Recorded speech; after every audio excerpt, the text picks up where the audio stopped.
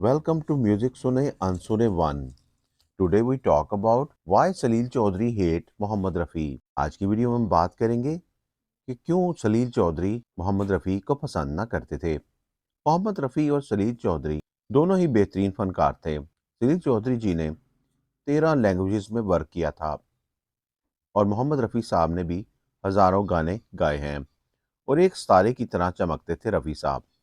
सलील चौधरी गाने भी लिखते, कहानियाँ भी लिखते थे और अपने फ़न के काबिल इंसान थे, मगर मोहम्मद रफ़ी साहब को कम गवाया करते थे या कम पसंद किया करते थे।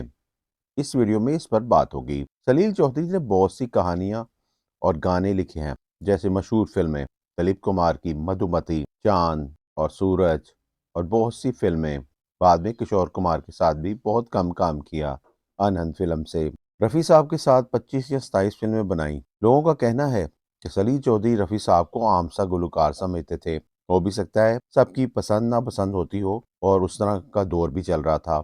ऐसे तो किशोर कुमार जी के साथ भी बहुत कम काम किया था। बहुत आगे जाकर आनंद फिल्म में उन्हें काम दिया था और जब भी रफ़ी साहब की ज़रूरत पड़ी सलील जी ने उनका इस्तेमाल किया था, वो भी ज़रूरत पड़ने पर। सलील चौधरी बड़ा सिलेक्टेड काम किया करते थे। तमिल, बंगाली वगैरह में भी काम करते थे।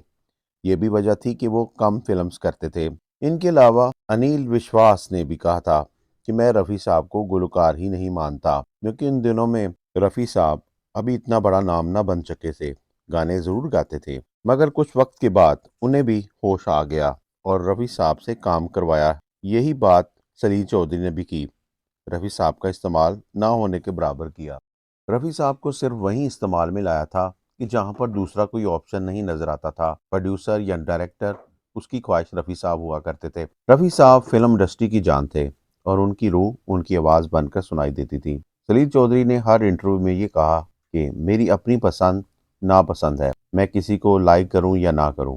और रफ़ी साहब को लेकर हाइपर हो जाया करते थे और वो रफ़ी साहब को बिल्कुल पसंद नहीं करते थे, मगर इतना पसंद नहीं करते थे, बेहतर है ये कह देते हैं। सलील चौधरी और हर गाने को मजबूरी से ही गवाया है। किसी को बुरा कहना अच्छी बात नहीं, मगर सच्चाई को बेनकाब करना भी अच्छी बात होती है। सलील चौधरी के अलावा भी कुछ लोग थे जो रफ़ी साहब को नापसंद करते थे, मगर सलील चौधरी को रफ़ी साहब से कोई रंजिश रही होगी, ये तो खुदा ही बेहतर जानता है।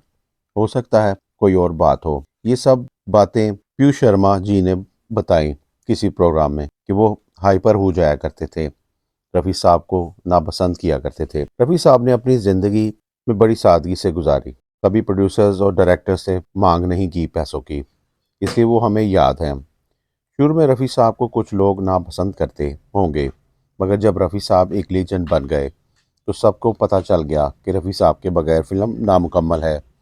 और रफ़ी साहब शम्मी कपूर की आवाज़ बने, राजेंद्र कपूर, धर्मेंद्र, दिलीप कुमार की आवाज़ बन गए, तो एक बड़ा नाम बन गए, तो एक बड़े फनकार बन के उभरे। अपनी राय का इज़हार ज़रूर करें और हमारे चैनल को लाइक और सब्सक्राइब कर दिया करें। है जो सपनों में आया।